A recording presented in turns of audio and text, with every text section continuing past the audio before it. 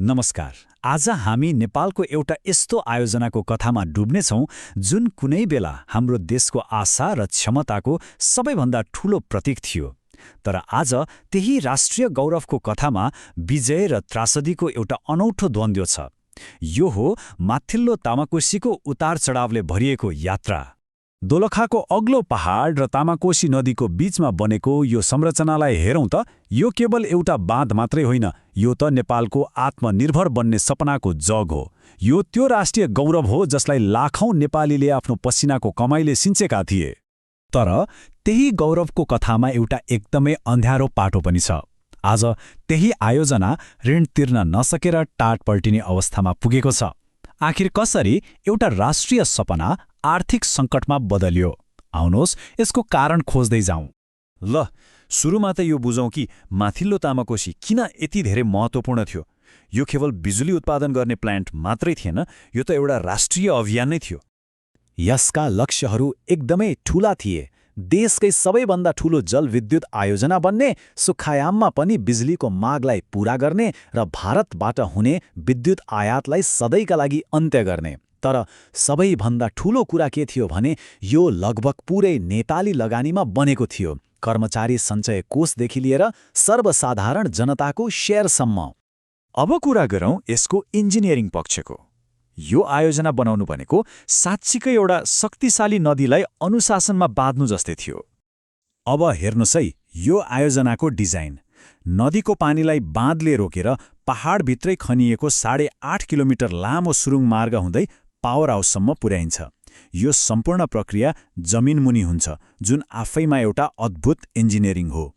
822 metre यो आयोजनाको gross head हो, अर्थात् पानीलाई बाँधबाट टर्बाइनसम्म खसालिने कुल उचाइ। यो उचाइ जति धेरै भयो त्यति नै बढी ऊर्जा उत्पादन हुन्छ। यही उचाइले त हो नि तामाकोसीलाई यति शक्तिशाली बनाएको। सतहमा देखिने यो साधारण जस्तो बाँधले पानीलाई पहाडभित्र लुकेको विशाल पावर हाउससम्म पुर्याउँछ। बाहिरको शान्त दृश्य र भित्रको त्यो शक्तिशाली संरचनाको संयोजनले नै आयोजना कति जटिल छ भन्ने कुरा देखाउँछ। यसको कुल क्षमता हो 456 मेगावाट। यसको मतलब यो प्लान्टले एकै पटकमा यति धेरै बिजुली उत्पादन गर्न सक्छ कि यसले नेपालको ऊर्जा प्रणालीको मेरुदण्डको रूपमा काम गर्यो र लोड शेडिङको युग अन्त्य गर्न महत्त्वपूर्ण भूमिका पनि खेल्यो।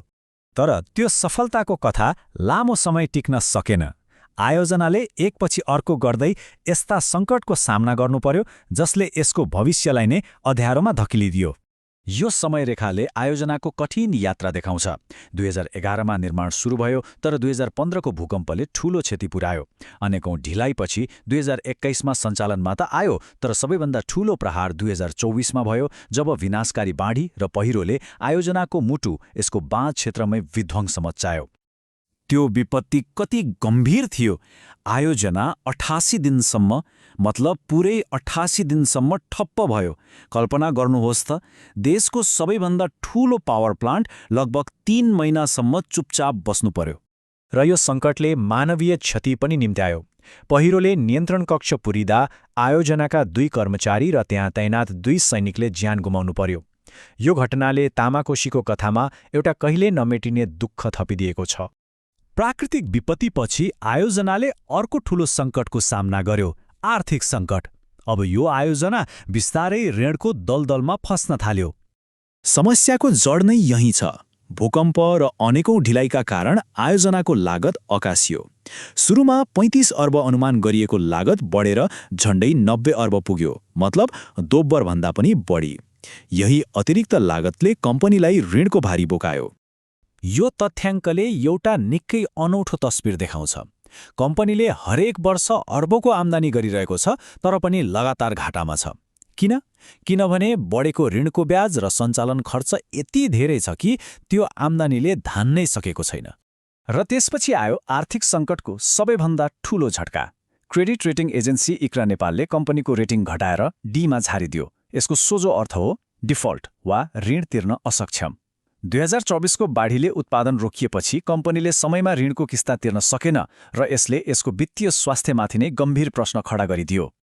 प्राकृतिक र आर्थिक सङ्कटका साथसाथै आयोजनाको व्यवस्थापन र सुशासनमाथि पनि गम्भीर प्रश्नहरू उठेका छन्।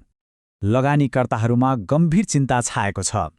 कम्पनीले 3 वर्षदेखि वार्षिक साधारण सभा गरेको छैन, जसले गर्दा लगानीकर्ताहरू कम्पनीको अवस्थाबारे अँध्यारोमा छन्।